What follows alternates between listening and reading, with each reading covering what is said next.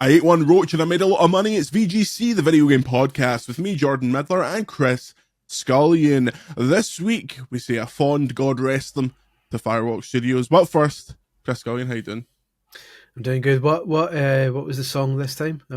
It was Domo 23 by Tyler, the Creator. That's one of his, back when he was an angry young man. His stuff nowadays is much chiller. It's much more kind of like experimental, and it's very, very good. But that was from an era where Tyler was just a little shit. It was great. It really aligned with what I needed in music at that time. Should not rename himself now Tyler the Influencer? Yeah. Mm-hmm. Northwest, the daughter of Kim Kardashian and Kanye West. Tyler is her favorite artist, and she went like out for Halloween dressed as him. And you have to assume that they just got his actual gear like from like the music video. Like, must be lovely being that level of wealth. But the thing with Tyler the Creator was he was famously banned from the UK. Theresa May banned him because I think it was because in like his first album, he was basically playing a character like this like horrible guy, and he was like really, really deeply horrible misogynistic lyrics, and that's like par for the course with a lot of this kind of like hardcore rap stuff. But he got like focused on and got banned. And I saw him in Glasgow like just before he got banned. An amazing gig, full of white people saying the N-word, which is never fun, but that is also par for the course for Glasgow rap gigs for whatever reason. When I went to see Kendrick, it was just like cringing out your skin. But now he's unbanned. He's playing Glasgow next year, so I might pop along with a whiskey. I'm like, I'm enjoying this now. That's good. Yeah, my brother a long time ago went to see the Insane Clown Posse in Glasgow, and it was cancelled for whatever reason. So like they were everyone was queuing outside, and the gig was cancelled. And one of them just walked past, like Violent J walked past without his face paint on. And my brother clocked him and nobody else did because he didn't know what he looked like without his face paint. So my brother just sat talking to him while everyone else was in the queue, just totally rubber earing him. Didn't realise he was standing right there. Violent J and Shaggy 2 Dope. Shaggy 2 Dope, that's right. Yeah, we are the Violent J and Shaggy 2 Dope. See if we thought about it. How good would it be to start this episode, both of us in the Insane Clown Posse for Halloween? Just not reference it for the entire show. Next Halloween we need to do that because we have the head shapes. Yeah, I think that's definitely want to be done. Then we need to start drinking Faygo and like putting each other through. One thing I love about the Insane Clown Posse is their commitment to how much they love wrestling. Like many gigs, they would just like bring out folding tables and like choke slam each other through them. Completely stop singing, just like get on with that.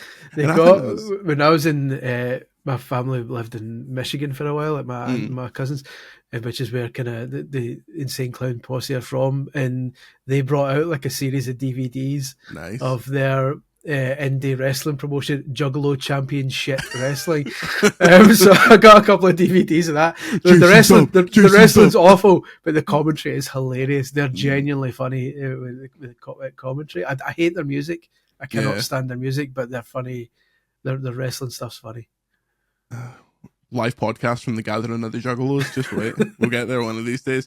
If you'd like to fund a live podcast from the Gathering of the Juggalos, patreon.com/Video Games Chronicle for extra podcasts, extra videos, and extra VGC. Chris, I've been really dreading this since I picked it up, but it's been a while since we've done an energy drink review that's had a bit of danger about it. So today I am reviewing Java Monster 300. Did you get one? It is a French vanilla triple shot, triple dose. My word. It has so many disclaimers. I presume this is from France because it says on the side Café Très Fort Crème. Seriously strong coffee and cream, 300 milligrams of caffeine compared to your. How much is it? So I've got a chaser here. How much caffeine is in your? Does it tell you how much caffeine is in your?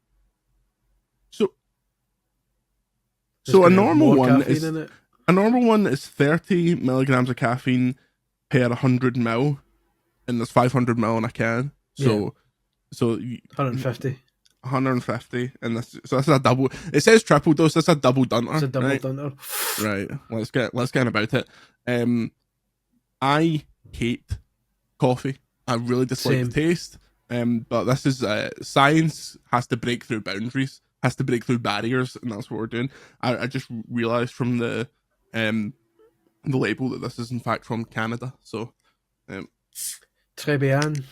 Très bien. Oh, Canada. It smells lovely, honestly. It's like a... Do you like the smell of vanilla? Are you a vanilla man? Oh, so it's a vanilla coffee then? It's a French vanilla coffee. It's not just raw. It's not raw coffee. It's a triple shot of French vanilla, but it smells like a vanilla milkshake. Let's get in about it.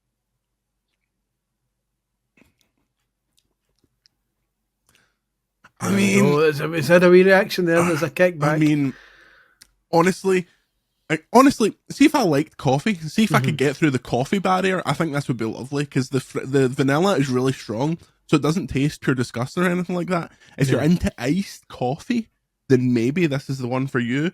I feel like I really shouldn't finish it because it's going to make the screen start jittering, and I'm going to be speaking in tongues for the rest of the news story. But I've got a contender. Oh, a contender? Carry on while I continue to sup from the Canadian teat. A literal contender. I don't know if this is a new flavour. This is an energy drink that's been doing the rounds for a while. And we've never, I don't believe we've touched it yet, unless I'm wrong. But we've got the lemon blast flavour of Furosity, Tyson Fury's energy drink series. I'm not sure if we ever... I don't think we've officially reviewed it. I've seen them. They were hanging on the shelves at Asda for quite some time, not getting out there. They appear these days to just be sitting in food warehouse in Iceland these days. Zero sugar, which I'm never usually a fan of. I prefer my sugar kick. It actually says on it by Tyson Fury, so he's been at the bottling plant. He's getting a mix and a blend. He's sitting with a wee teaspoon going, no, mate, bit too sweet. 0 sugar, 0 calorie, 157 milligrams of caffeine, so about half as much as what you're getting. And taurine, obviously, taurine. Go have the taurine. Gotta have the taurine. Would you like to hear my impression of Tyson Fury's dad? Go on, Mr. Fury. Why is he being so cheeky? There you go. That's good. That's it. Okay, here we go. I'm getting a lemony bouquet, which considering I like a lemony energy drink. Honestly, I do as well. Yeah, like on the citrus side of energy drinks, I'm way more about it. See, my concern though is that there's zero. I like a lemony drink to have lemon juice in it. There's no sign of it. Citric acid and then flavourings because it's 0 calories. So. Let's get the suggestion of lemon. So here we go. Let's have a drink. The thing with the Fury drinks is that he was on the tins, but he doesn't seem to be anymore. Maybe that's why they've changed things. How are you feeling about it? It starts well. It starts well. There's a awful aftertaste. I don't know what it is. Oh God!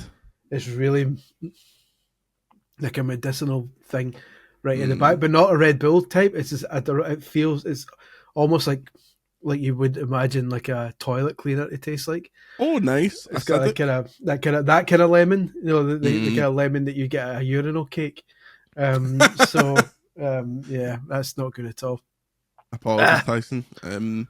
Maybe you should get back into the lab and work on some more, but send us them because we will review them. I'm going to keep this Monster 300. I'm just going to keep supping it, but like it's already coated in my mouth in like a coffee-ish hue. Like I like a frappe from Starbucks. Well, not Starbucks because fuck Starbucks, we're boycotting them. But back when we weren't, a frappe, which is essentially just a pile of ice cream with like the suggestion of a bit of coffee. That's lovely, and that's kind of what we're getting here. But as soon as it starts tasting like actual coffee, Vault Fast. First time I ever drank coffee.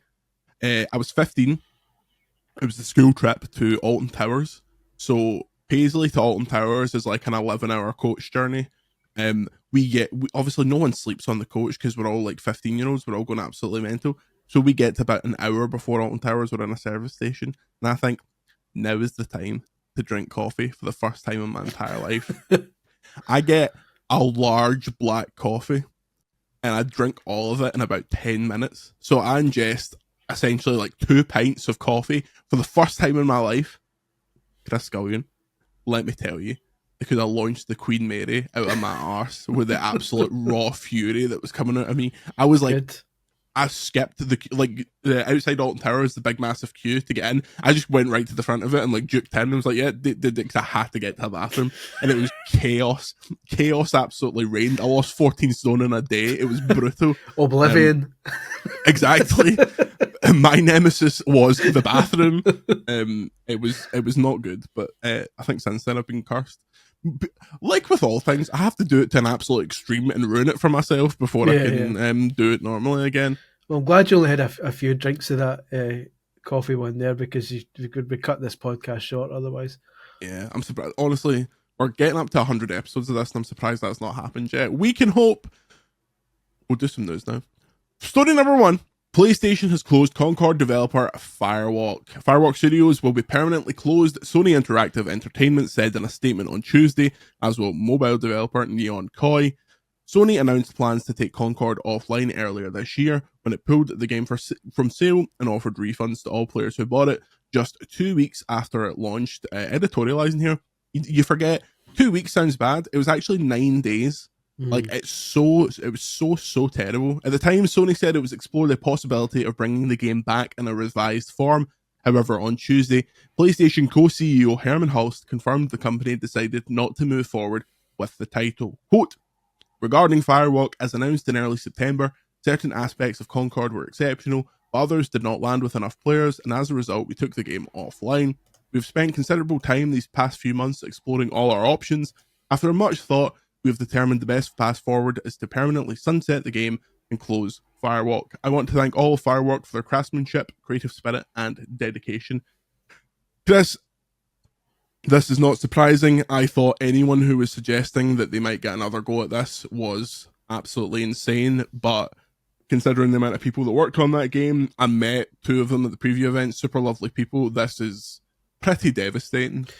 Yeah, it's poor. I mean, yeah, when they closed, when they closed Concord down the first time and were talking about how they were going to look at how to bring it back, I think everyone thought no chance. There's absolutely no way you can have a second crack at this. I feel bad for the people at VLaH, because by all accounts the game wasn't terrible. It was gameplay wise, it was fun. Like it was a fun game, but everything around it was just not there. From the moment they first announced that game, in the worst way they could have done it, by making people think it was a single player adventure and then pulling the rug out from under them. There was an uphill battle from that point on, and the enthusiasm for that game died the second it was announced.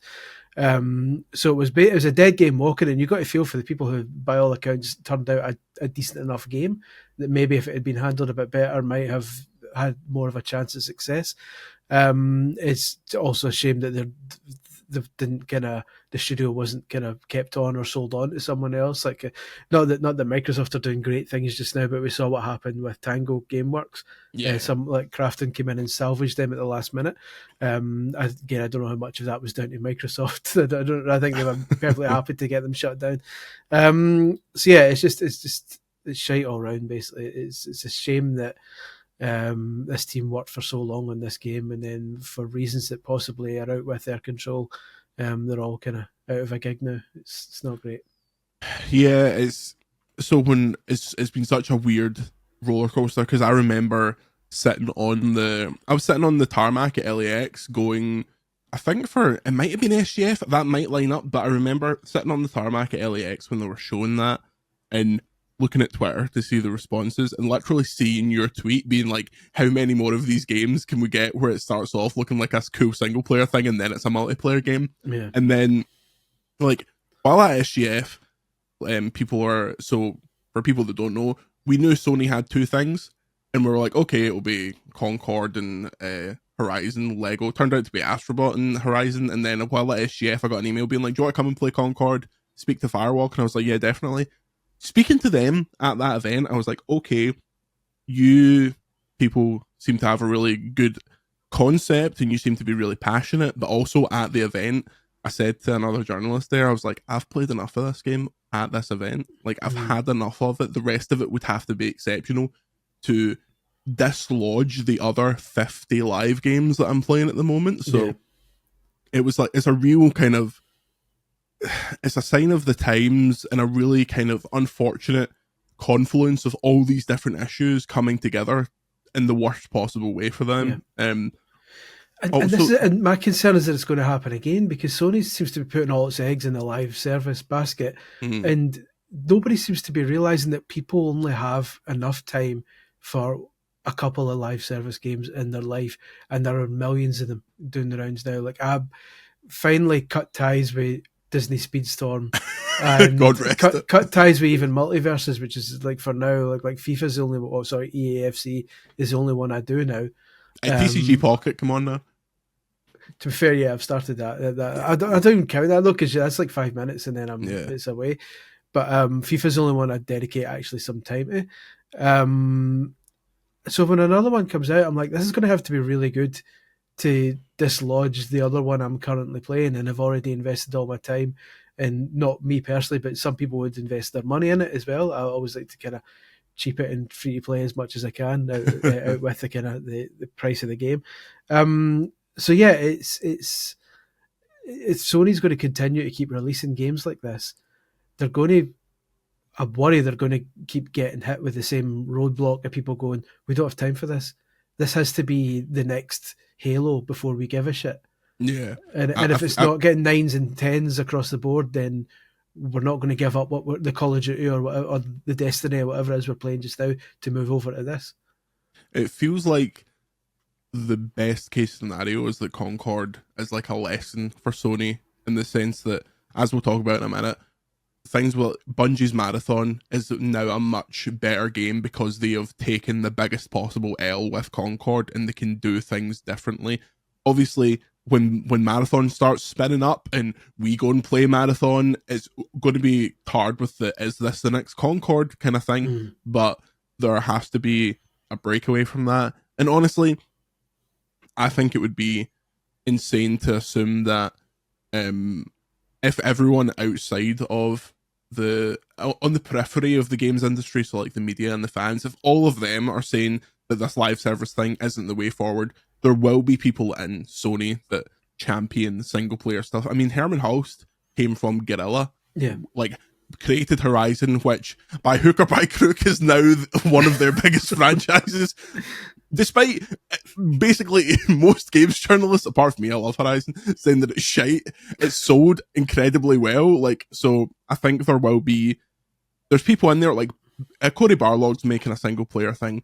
Blue Point are making a single player thing. Obviously, they've got Naughty Dog in the chamber for whenever they're ready for that next thing. But yeah, I think didn't they initially announce they were making like 10 live service and then it went to 6? I wouldn't be surprised if now it's went to like 3 if it just keeps like constricting and constricting. Kotaku, Ethan Gatch, friend of the show, reported that the initial development for the game was 200 million, and that wasn't enough to cover full production and didn't include the cost of the acquisition of the Concord IP rights.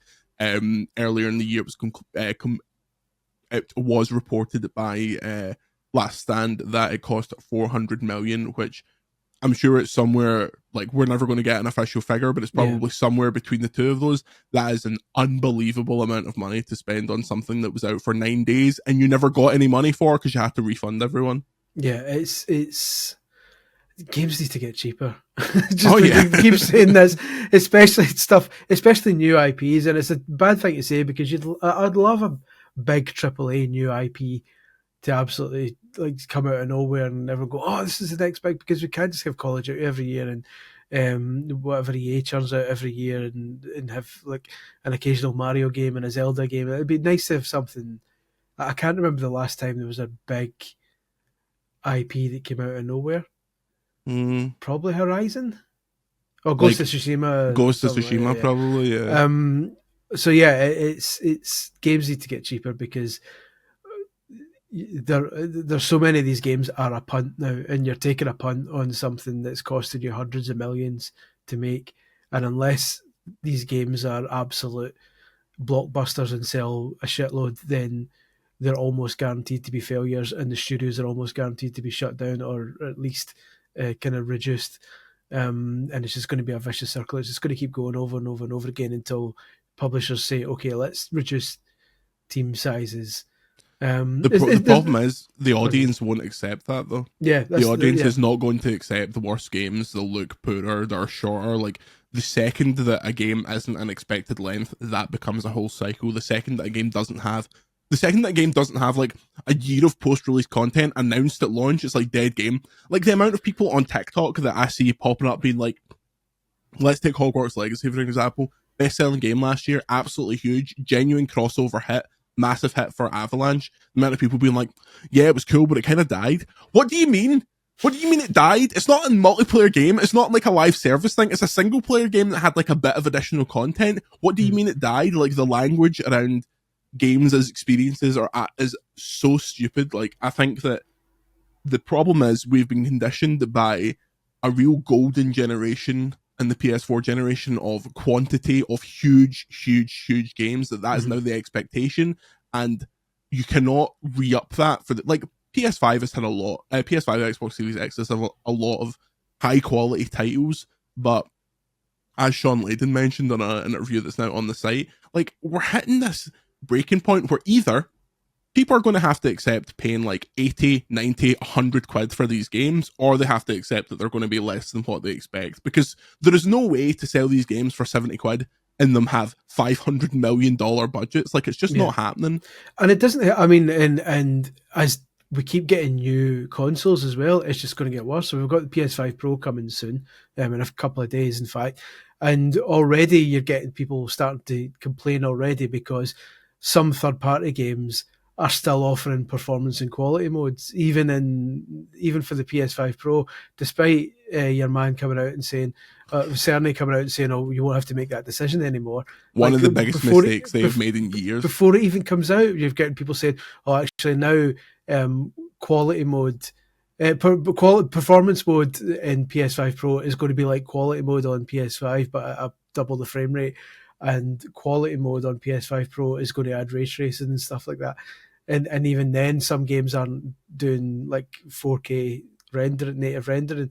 So then at that point, people are like, well, what's the point then? And then so people are still going to demand more from their games, and publishers and developers are going to feel the pressure to continually make even more visually impressive games, which cost more money. And either they're going to have to spend more money in these big budgets, or they're going to have to start bringing in more AI tools, and that's going to piss people off because they need to find ways to make game development cheaper. I feel like partly my mentality is partly to blame for this, because when I see a big AAA big budget game and it looks amazing and it looks like it cost $500 million to develop, I think this is what I want. Like this is the kind of games that really impress me. But I know that as soon as something looks a little bit less than the current standard of polish, all it needs is one unfortunate looking screenshot to go on Twitter and it sends it into an absolute death spiral. So it's the budget issues that games are facing are something that we're going to run into for the next decade unless something breaks. And honestly, my prediction is before the end of this generation, the standard price is $8. Like it will just have to be. And people are not going to, like, much like with the change to 70, people are going to really hate that, and then they'll fall in line because there's no alternative. I'm honestly surprised they didn't take the leap to PS5 as an opportunity to push it to 80 rather than 60. Pushing it to 70 is like fairly conservative, like a 10% increase or whatever. So it's great because we think about it, like it has been inflation busting, like the entire, because Nintendo 64 games used to cost 60-70 quid in the UK. I've found old Woolworths adverts selling Royal Rumble on the Super Nintendo Come on now. for $54.99. So like games have always been roughly, but to be fair, those were cartridge games, and it's very different now. It's digital only. But considering that was more than 30 years ago, the fact that game prices have generally stayed the same for that entire time has been pretty miraculous. And it was going to have to break at some point, and we're at that point now, and it's like, it's shite, but See, to be honest, unless it's a game you're absolutely desperately have always wanted to play for your entire life, give it a couple of months, because it won't be 80 quid for long the way things go these days.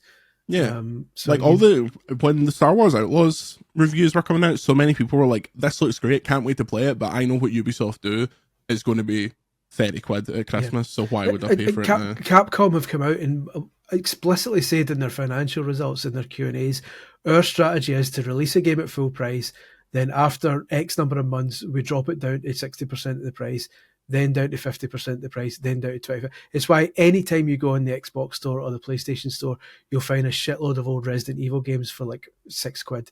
They're permanently on sale because that's their strategy. So unless it's a Monster Hunter Wilds that you desperately want on day one, there's no point buying a Capcom game on day one, like an Ace Attorney collection or anything, because you know within 6 months' time it's going to be half price. If I was like a punter, the only stuff I would need to buy day one would be like heavily spoiler stuff, like the new Naughty Dog game or whatever, because I want to know what goes on. But otherwise, there's no reason. And while digital sales have not got to the point of physical sales, a lot of them are very good. Like they'll do like the Christmas PlayStation sale. I always think, okay, they actually do that fairly well. And I know there's the whole issue of people being like, yeah, but if I buy it physically, I can trade it in. Trade it into where is my question, because soon enough that will not actually be an option. But yeah we shall see. Okay. Said it before, the Xbox One was ahead of its time. Next story, leading on from that, Bungie has came out and talked about Marathon, said it's on track but not ready to show gameplay. The game director Joe Ziegler put up a 9-minute YouTube video. In 2023, Bungie said it would be going dark to focus on the game. When we come back, we'll have gameplay to show. Ziegler said in the update that Bungie isn't ready to reveal Marathon gameplay yet. He claimed that development plans are on track and shared new concept art and teased plans to expand playtesting in 2025. Do you think the last 6 months of this game has been like, right, what can we do? What are the pitfalls of like not do it Concord? Yeah, there's no pronouns in Marathon. How can we unfuck this? This is good. Jenkins meant the pun when he said Marathon was on track. Do you think that was a running? It's a marathon, not a sprint. Yeah. Come on. Well, I think you should say it's on road. Yeah. I don't know. I hope they've learned lessons from Concord, but I'm not really sure what lessons could be learned, because, like we said, the game itself was fine. It was the marketing that I think killed it personally.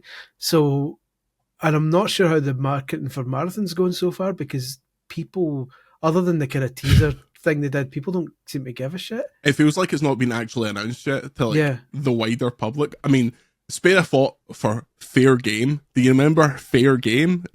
Fair Game dollar sign, the like heist thing from Jade Raymond? Yeah, exactly. That's right. That was a thing. Yeah. Oh. And that's coming out apparently. Fun times. Fair game to them. I think that they'll have a leg up on Concord if the characters look cool. That's one. Yeah. 2, has to be free to play. Just has to be. You cannot charge 70 quid for this. Yeah.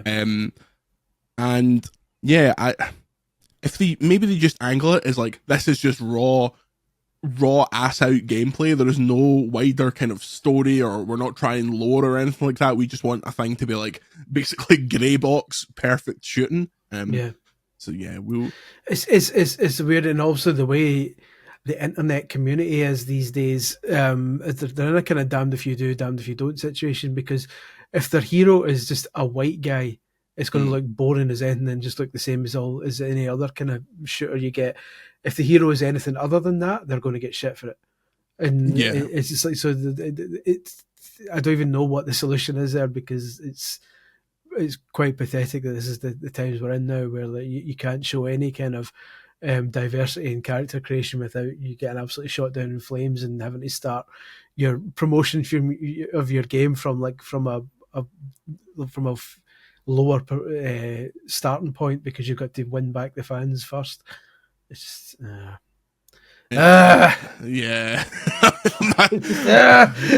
being in that team, man. Imagine trying to make a game right now. I'd really rather not. The real issue for me is the discussion around that game is going to be terrible, obviously, but just I hope it launches in an early access state. Like, I hope they just get it out, get it in people's hands, let them generate the kind of chat around it, and then we'll see how it goes.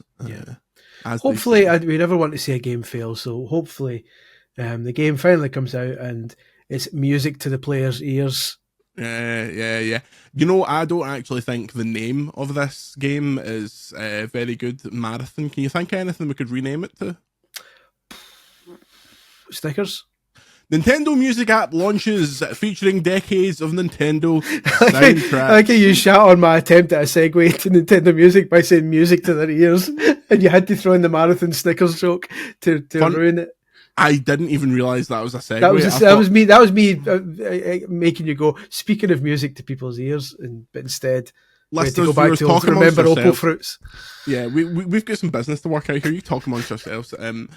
The Nintendo Music app randomly launched the other night. You need a Nintendo Switch Online account to access it, and it's got a hell of a lot of music already. Chris Scullion has compiled the entire list. I am quite happy with the breadth of what they've went from. Like, there's NES stuff all the way to Switch stuff, but it's patchy, shall we say. One Pokemon soundtrack. Come on now, Chris. That's to keep you subscribed, Jordan. Yeah. The thing is, I'm in a grumpy mood this week, and the internet isn't helping. Like, the social media isn't helping. For how long have people been saying, when Nintendo do takedowns on YouTube of music and stuff like that, how long have people been saying, Nintendo, just make your music streaming, this wouldn't be a problem, why don't you just make your music streaming? They finally launched their own app, and it's got streaming music on it, and instantly people are livid because there's not a lot of stuff on it, which, to be fair, there isn't on day one. Now, I get that. I understand that everyone's got their own favourite game, and if their soundtrack isn't on there yet, then that's frustrating. But at the same time, literally 3 days ago, there was nothing. And now there's something. And this isn't like a situation where every generation of a console will start from scratch again. This is going to get built on over time, and I get that. That's You'd hope. And you got to imagine. Well, they showed it in the trailer. They said, "Here's more coming soon." And Mario 64 was there, and Wind Waker was in it, and Skyward Sword and all that was in it. So there's like big games coming. The problem is the way the internet works is that if Nintendo could have dumped its entire music archives on this thing on day one, and 3 days later people would be saying, "Okay, well, where's GameCube though? On where's the GameCube games?" Like, they need to do this because they need a regular bunch of wins that they can, every week or so when things are getting quiet, they can go, "Oh, by the way, the Wind Waker soundtrack's up now," and everyone goes, "Oh, Wind Waker," and runs to it. And then when there's another kind of quiet spell, they can go, "Oh, we've just added Pokemon Red and Blue soundtracks." And everyone goes, Pokemon. Exactly. So it's all well and good saying, well, everything should be on there on day one, but that's just not how business works, and it's shite. But again, like I say, 3 days ago we had nothing, and now, yesterday I spent my entire day with the Animal Crossing soundtrack on in the background, because it's like a 12-hour Animal Crossing soundtrack. And it's something like a quarter of all the music in there is Animal Crossing so far. So you can have the Animal Crossing soundtrack playing throughout your entire working day, and it makes life so much better just having like nice music in the background like that. So they'll get there. It'll build up. Like you say, that it's nice they've gone the whole breadth. So I think they've deliberately shown we will have NES games, Game Boy games. They've specifically chosen one from each system except the Wii U because they forgot it exists. But it bodes well for the future that they've gone that far back. So you're going to get Kid Icarus soundtracks, you're going to get NES Zelda, you're going to get some Game Boy Advance Pokemon soundtracks, some stuff like that. You're going to get cool DS soundtracks of Where's games. Elite Beat Agents? Oh, now you're talking. Maybe might not get that. It's good that we got Tomodachi Collection because that was on the DS, because that was Japan only. The 3DS remake was in the West, but the DS one was Japan only. That bodes well for the future because it means if they release more soundtracks for Japan only games, we'll still get them. It won't be a situation where if you're in Japan you'll get these soundtracks, and if you're in the West you'll get other ones. Only Japanese ears can experience the majesty. It means we might actually get the Captain Rainbow soundtrack one day, but it's good because I'm happy with it so far. Like, these soundtracks cost a fortune.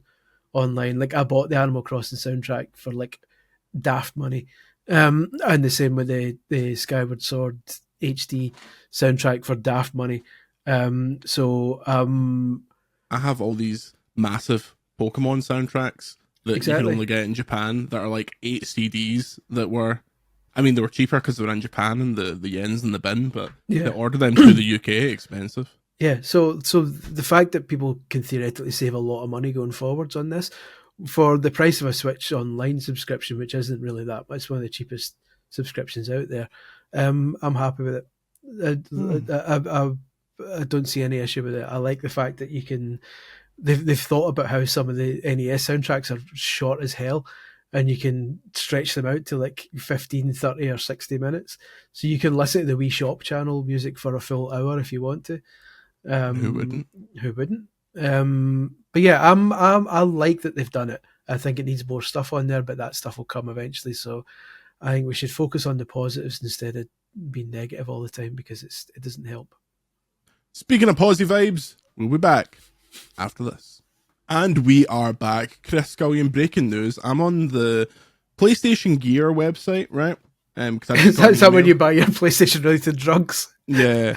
I received an email that something that I had my eye on has come into stock, and it is I don't mind saying it now, because the end of the story will show you why I'm not going to buy it. It is an Astrobot blanket, right? It's like a nice big blanket with the cameo characters on said blanket. Oh, see, that's lovely. The adventure blanket. Yeah, exactly. Go ahead and add it to your cart there, Chris Scullion.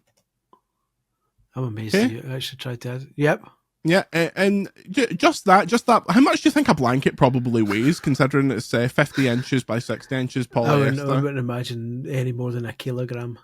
Because it's to go on top of you. It's not to like secure a house. To drive you downwards into the dirt. Yeah. So if you just click on your go to checkout there, and we'll wait for the page to refresh. I'll need to put in my details and see how much this shipping's going to cost. What's the damage? It's coming from London, so you know. It's coming from also. It'll be a couple of quid at most. I would imagine at the very most $4.99. That's the very limit to what I would expect. Shipping methods. Let me see. Contains shipping methods. We are going for loading shipping methods. I should point out while I'm waiting for this, the Xbox store isn't much better. London Fulfillment Centre, TNT Economy Express. So it'll be delivered within 8 days. £24.32. Yep. Away and raffle yourself PlayStation Gear. £24 and 32. Sounds like somebody at PlayStation Gear is on the gear. I am unbelievably scandalised by the absolute ridiculous. 80 quid for a blanket. 80 quid for a blanket. £24 and 32 pence. £24. I will look up the Xbox shop for you though, because it's still much better. To be fair, the Xbox shop, the Gear shop, which is also called the Gear shop for some reason, is a bit better since they opened a UK version. But a year or two ago, they did that anniversary quiz, the kind of online quiz, and I won a voucher for the shop. At that point, the shop was US only. So I bought that black Xbox hoodie that you see me wearing in the Forgotten Worlds video. Patreon.com/Video Games Chronicle. A few people saying they fancied getting that. That's where I got it, from the Xbox Gear shop. But the shipping for that, the hoodie itself was like 60 quid, and the shipping was like another 60 quid on top of it. But because I had like £80 in vouchers that I won in that quiz, like that kind of made up for it. Otherwise there'd have been no chance that I bought it. They've got some UK stuff now, so it's not as bad, but it's still, you need to buy a bunch of stuff for the shipping to be worth it. Chris, this shipping is more than half the cost of the blanket. It's more than half the cost of and that's not including VAT. So if you want this blanket, it's 50 inches by 60 inches. It's probably quite big, right? It doesn't weigh 15 tons. You're having to pay $44.95 for the blanket. Fine. I was ready to buy that right now. $24.32 for the shipping I'll tell you how from London. I'll tell you how Xbox compares. I've just added to my basket an Xbox Spring Break button-down T-shirt, which looks basically like the opening credits to Saved by the Bell, if you can picture that. The T-shirt itself is $74.99, so they can chase themselves for that. But for your $74.99 T-shirt, your shipping is £10.95, which is still extortionate for a T-shirt. Chris, but yeah, Chris, go on. I can fly to London from Glasgow, return tomorrow for £53. Aye, but you'll be dressed like a fud. You won't be wearing the Xbox Spring Break button-down T-shirt though, would you? $44.95 for the blanket, $24.32 for the shipping, $13.85 for the VAT. That's £83.12 for an item that is $44. You need to pay double the price of the item. I'm telling you, I wouldn't be seen dead on a plane if I wasn't wearing the Xbox Spring Break button-down tee, 100% polyester. Apparently, people should search that because it really is an eyesore. I'll say it once again for people on Google. The Xbox Spring Break button-down tee looks like the opening credits to Saved by the Bell, but with the Xbox logo on it. It's horrendous. I've spent money in my time, Chris Gillian. I spent probably over £100 collecting fucking Astrobot covers of Edge, but I am not spending double the amount of money that it cost for the blanket on shipping. Oh my god, that's really ruined my day. That seems wrong. Like that seems like a glitch or something like that. On the FAQ it says it's based on weight, right? What's the betting if I put a T-shirt in here, which is like a couple of grams at the most, it's still going to be like, to ship that from London to Paisley, that'll be £350, please. Okay, Helldivers Orbital Strike. Let's put a small T-shirt in here, which would fit around one of my tits at the most. Check out one T-shirt. Okay, so yes, it's subtotal shipping it. Continue to ship. Let me just put my address in here, which I'll remind you is in just outside of Glasgow, so not far from London. You could drive from London to Glasgow in one day. Continue to shipping method. Loading. It's loading the wealth of shipping methods that it's going to offer me. I just took a drink of that Tyson Fury stuff again by mistake. One T-shirt, £8.88 shipping, £8.77 VAT. So for one T-shirt, they want you to spend £52.60 for the one players. T-shirt. Are the PS5 Pros selling that badly that they need to spend £52 on one T-shirt? Hey, listen, just for the kids listening, your man told you the PS5 Pro wouldn't sell out, and it hasn't. So, yeah. Soothsayer. Your man told you it would sell out when GTA 6 comes out, and we're yet to see that. We're yet to see it. We'll see. Let's go to the Discord before I get even more pissed off. If you'd like more VGC, if you'd like to fund this Astrobot blanket with the £600 VAT, patreon.com/video games chronicle. Lots of hashtag content over there. We asked for your questions on Patreon, and we got a hell of, not on Patreon, on Discord, and we got a hell of a lot. Let's go for Jamie H. 1224. By the end of the year, do you think Lego Horizon will have sold more on Switch or PlayStation? That's a good question. What do you think? PlayStation. Yeah. I think it'll do well on Switch, but I think it'll be more on PlayStation. It's a weird one, isn't it? Because you gotta wonder how big the Venn diagram is there of Switch owning kids who know what Horizon is. If you were going to do this, why wouldn't you put the first one on Switch? Like, put the PS4 version of the first one on Switch, which you could do. Like, it's not that wouldn't. Yeah. It'd probably be quite a difficult port. But are they hoping that people are going to come for the Lego name and learn what Horizon is, having never played a Horizon game before? I'm not sure the characters are strong enough. I don't know. I'm being biased. I've not actually played Horizon. That's the two Horizon games are going to be my Christmas games this year, I've decided. Oh, are you going to put? You've got the nice new and remastered version of the. And I can purchase that for a cheap price, can I? Yeah, I loaded it up. It looks amazing, but it's also a game that I've played. So yeah, I will play that on the PlayStation 5 Professional and go, look at those rays.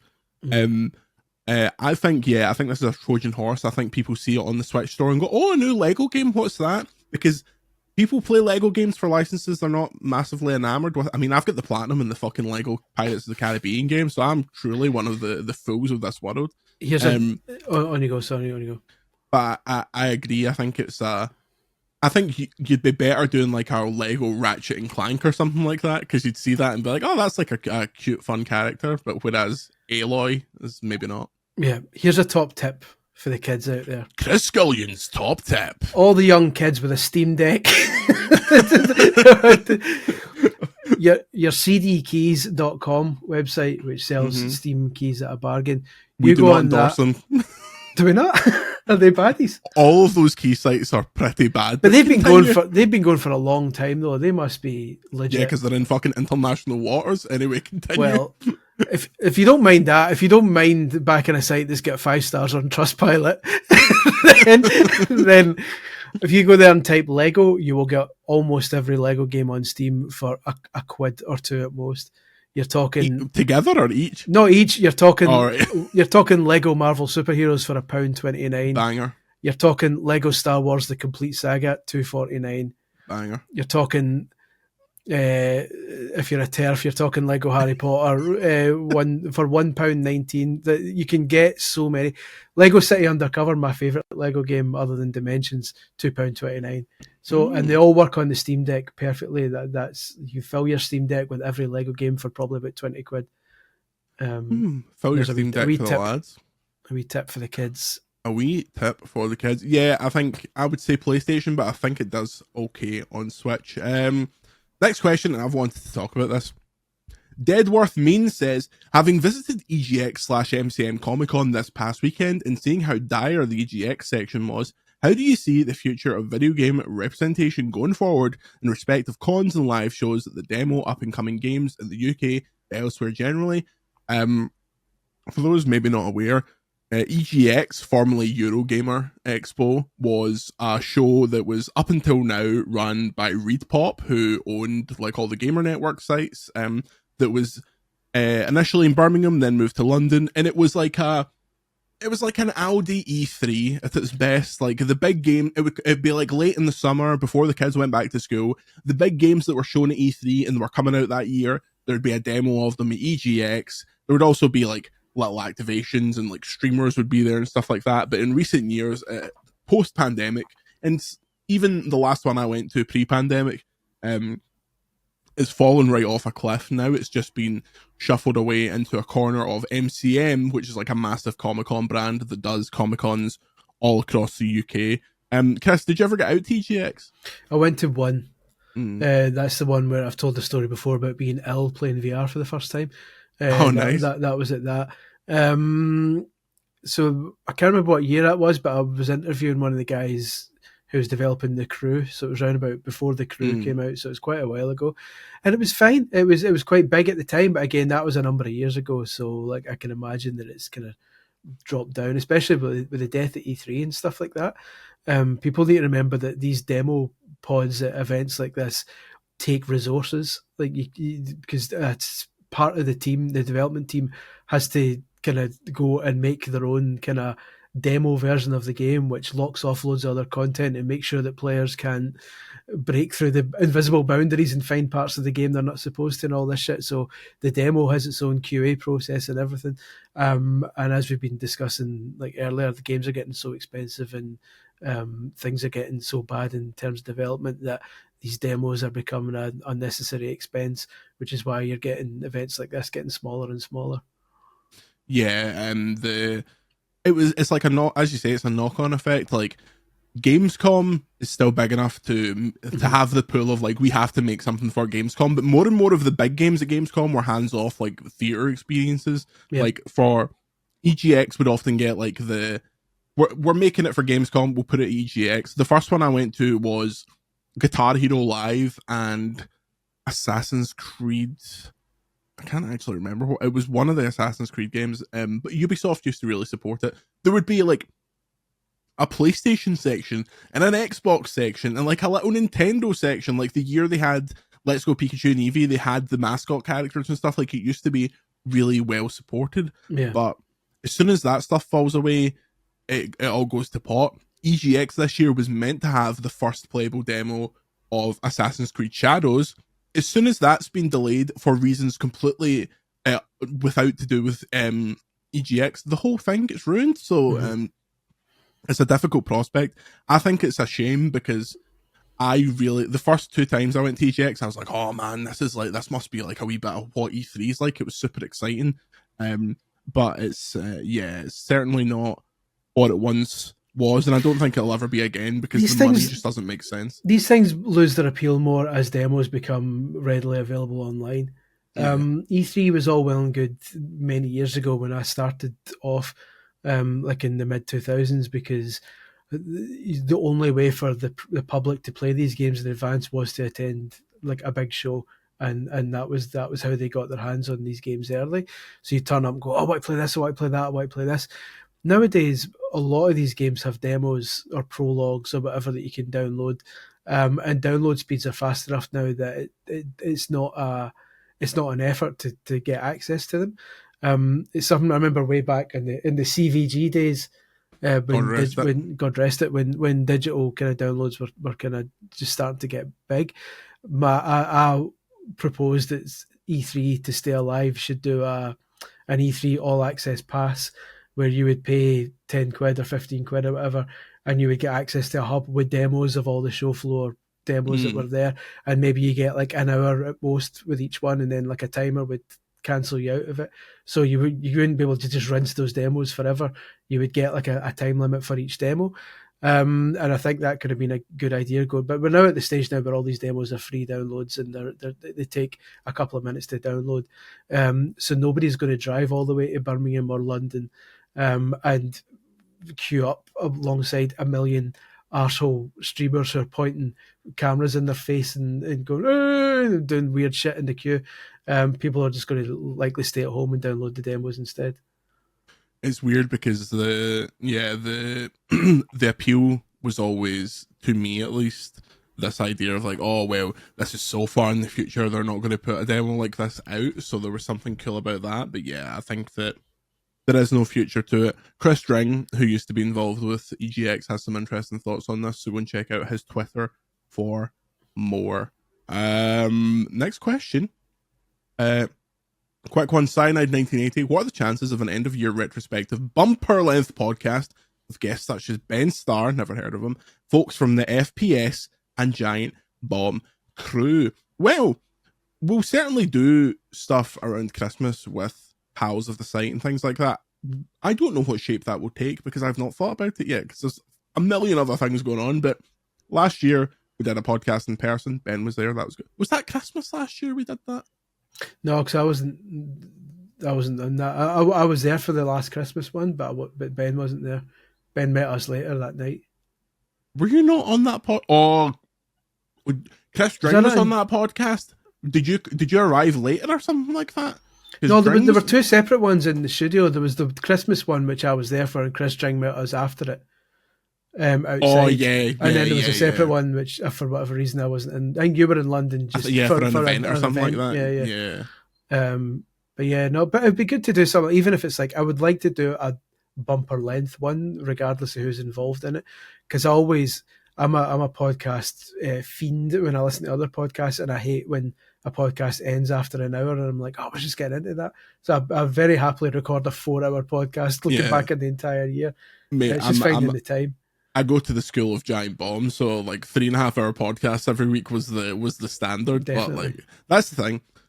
We do this as part of our job, so we have to at some point end the podcast and put news up. But I mean, Andy's off today, so you're getting a slightly longer one today, so enjoy it. But yes, we'll do something like that, and we'll do like a Christmas pod for Patreon that isn't one of the series or anything like that. It's just a random thing. More news on that when we get through November, which is like super, super busy. Yeah. Once November is out the way, you will see us getting a lot cheerier and being funnier, etc. But yeah, it's going to be a tough month. But once we're through that, it'll be party time again. Party time, excellent. Let's go for VLaH Hazy, who says, how does it feel when you write a review that turns out to be against the popular opinion of a game, such as Dragon Age The Veilguard, especially when that popular opinion is quite high? This is in reference to the fact that a lot of games journalists are hash heads and gave Dragon Age The Veilguard big scores when I gave it the correct 3 out of 5. Here's the thing that people that don't do this job need to know. When a friend of yours who is a journalist gives something a review that is higher, much higher, you say, you're a stupid hash head, and then they say, no, you're a stupid hash head, and you go, aye, okay, and you just move on. Fans care about reviews so much more than the people that write them, Chris Gillian. And I tell you what annoys me the most is when the reviews come out and the embargo lifts and Metacritic fills up with all the wee numbers, and just by chance your wee number ends up at the top or the bottom of the list. You get loads of people saying, oh, someone's looking for clicks, deliberately trying to say, mate, we have zero idea what every other site is going to say when we put our review up. I don't know what IGN's going to say about a game. I don't know what Eurogamer's going to say about a game. I give it the score I want to give it. It goes up, and then we see, just out of interest, where it goes against the rest of the sites. I don't sit there and go, oh shit, we gave that lower than everyone else, or oh shit, we gave that higher than everyone else. I gave it the score I gave it because that's what I think about it. And if more people liked it more than me, I go, oh well, that wasn't for me. If more people hated it, oh, I must just really have liked that game. It probably clicked with me and didn't click with them. That's it. There's no like, oh, you're saying that because you love PlayStation or because you hate Xbox or because you've got Miyamoto tattooed in your knob. It's all just, I should say, like, I'll not get into detail on the Miyamoto tattoo, but yeah, it changes depending on the state. But the point is that we are in our own wee kind of echo chamber of one when we write these reviews, and then when the game comes out, when the review comes out and all the other reviews come out, we look at the other ones and go, huh, and then move on with our life. While everyone fights about it, it's like we don't give a shit. Like like Jordan says, we'll sometimes have a wee joke with the reviewers that we know personally, say we playing it, that was what a stupid score, etc., etc. That's it. We don't give a shit. Yeah. In an ideal world, we wouldn't even have numbers at the bottom of them because our job is to kind of write. And so when I get people at the bottom saying, how could you possibly justify giving that 3 or 4?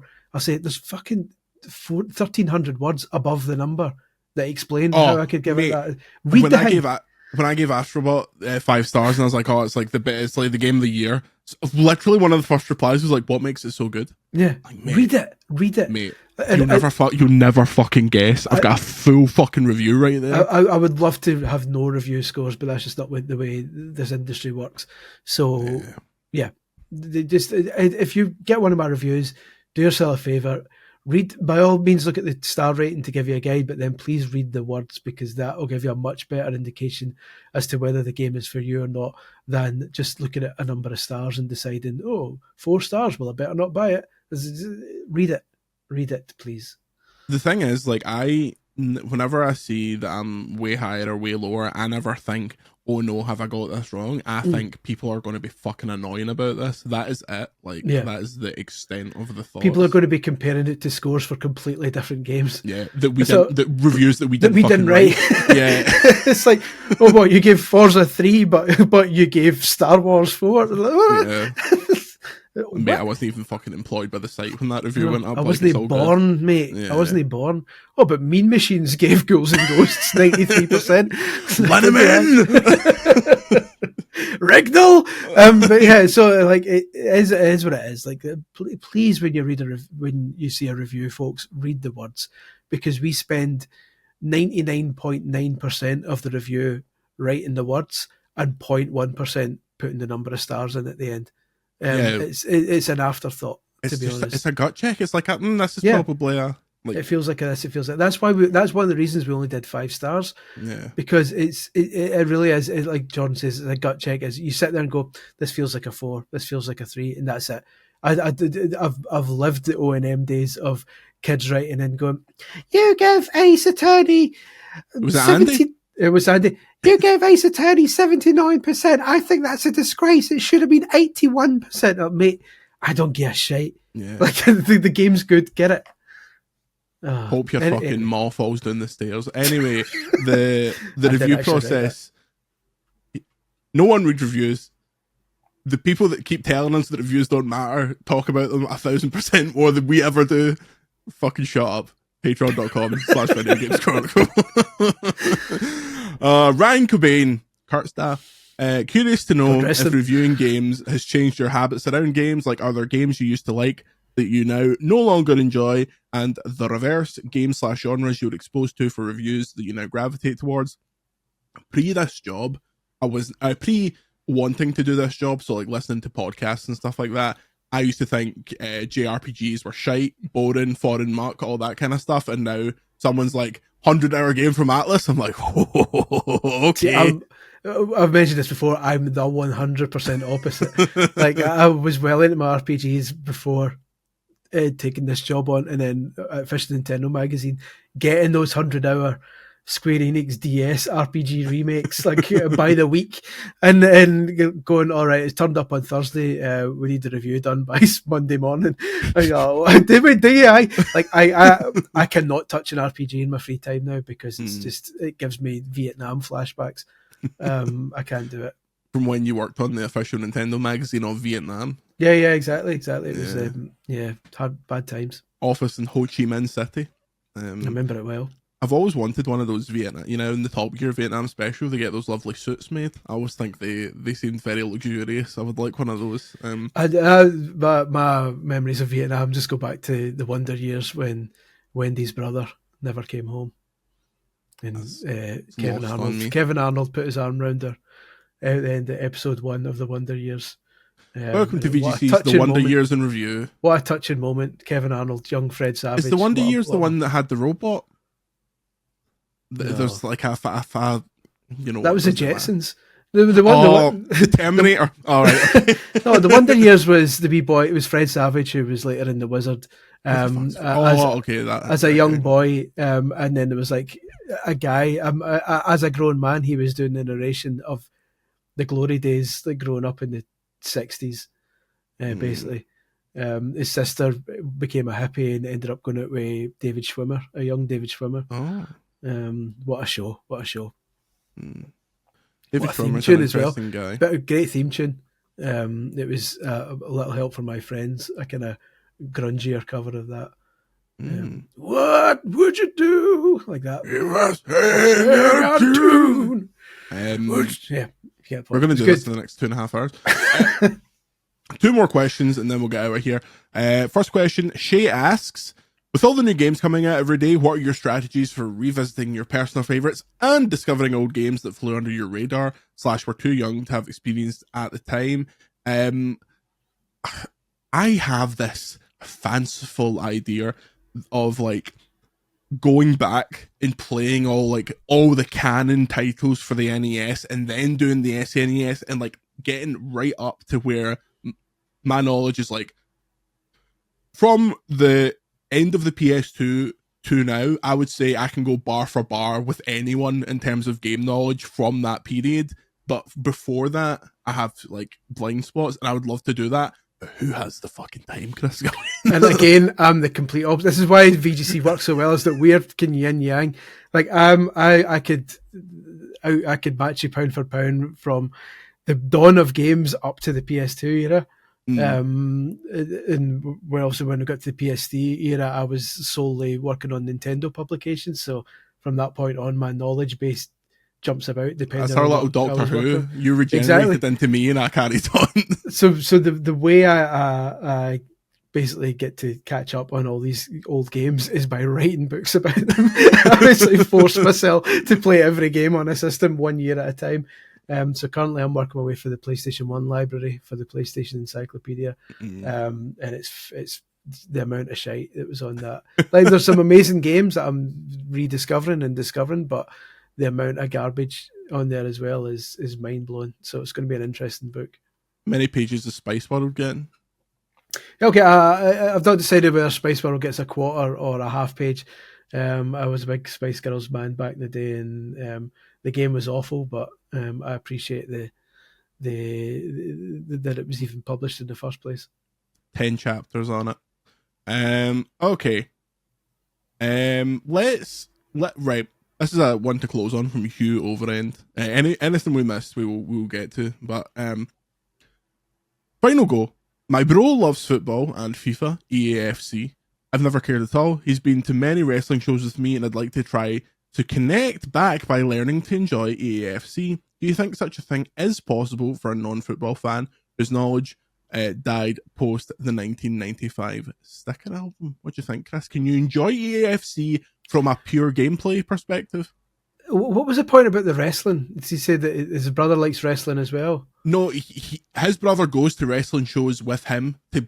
Right. He's into wrestling. Oh, so he's into wrestling. So the brother's putting the effort in, and he's not putting the effort in yet. And he wants just be a better brother, honestly. Just man up. No, it can be done as long as you understand the rules of association soccer. Mm-hmm. FIFA's got the training stuff and all that to kind of help you get to grips with it. You're obviously unlikely to be a world beater, but if you play through the career mode and the player mode and stuff like that to get better at it, keep playing against the AI, you'll eventually get used to like FIFA's one of those games that once it clicks and once you get used to the skill, it is football. They're not going to magically add fireballs or spinning bird kicks to the next game. As much as I've asked them to. We keep trying. They just my emails just keep bouncing back. But you'll just stick with it and you'll get it. It's an enjoyable game. You'll see lots of people online complaining about how it's scripted and all this kind of stuff. That's just I've never bought into that. It's a fun enough football game. So to spend some time with it in single player until you get it, and then it'll be fine. You don't have to be like an ultimate team addict or anything like that. Just the career mode and the player mode are enough to kind of the manager mode. Sorry, it was enough to kind of get you. I would always recommend do a career mode. Just experiment with that, and after a season, you'll probably get there. It just takes time. I got really into NBA via the 2K games, and that was playing a career mode, dabbling with my team, knowing that I'd get battered, but like getting into it that way. I think you can do it with most sports games. So there's a level of EAFC which I don't bother with, where people get into intricacies of tactics and all this kind of stuff. That's what I aspire to get. That bores me rigid. I pick a formation 4-2-4 if you're asking, and that's it. Of course you play 4-2-4. Of course I play 4-2-4. Of course I play 4-2-4. Keep it tight at the back. Long ball. Launch it. Launch it. So that's it. That's all I do. Have fun with it. Don't overthink it. When you go online, you'll get kind of swamped with a sea of videos of pack openings and reviews of single players and weird kind of strategy. Ignore all that. Just pick a formation and have fun with it. And it's perfectly easy to get into. Yeah. There's a reason it sells tens of millions of copies every year, and it's like it appeals to everyone. I play 4-2-3-1. Of course you do. So we've got a nice tight at the back of them. We've got two CDMs. It's Marquisio and Farrah Williams, and then we've got 3 cams. So it's Dembele on one side, Foden in the other. And the other night I packed Jude Bellingham, so he's the centre. He's pulling the strings. He's pulling the strings like a tampon thief. If anyone gets that reference and can put it on the Discord, I will send you something because it's a bloody niche one. I wouldn't get caught with a CDM in my team. You know what CDM stands for? Complete dick, mate. It's going to be your 2 centre backs, your left back, your right back, 2 centre mids, a left winger and a right winger, and 2 strikers, all out attack. Ange You're ball. a maniac. Scullyball. If you'd like more Scullyball, check out patreon.com/video games chronicle. Thank you very much for listening / watching. If you are watching, even if you're listening, go on YouTube, like the video. YouTube is broken to the point where no one uses the subscription feed anymore, so I'm not even going to bother asking you to subscribe. But what they do use is the homepage, and that is almost entirely dictated by likes and comments. So leave a like, go in the comments and leave a comment going, he's so bold, talking about Chris. Until next time, thank you, Grant Kirkhope, for the VGC podcast team. We're sorry for destroying your legacy. Patreon.com/video games chronicle. Follow Chris on Twitter at Scully1888 and on Blue Sky at Scully1888 whatever it is. Blue Sky social. Fucking boring, man. I'm over it already. I like it. It's cheerier, but it is quiet. It is cheerier, but it's just like, why are we doing this? Can we not just get rid of social media entirely? Yeah. At Jordan Midler. Until next time, say goodbye, Chris. Goodbye, Chris. I'll see you next week.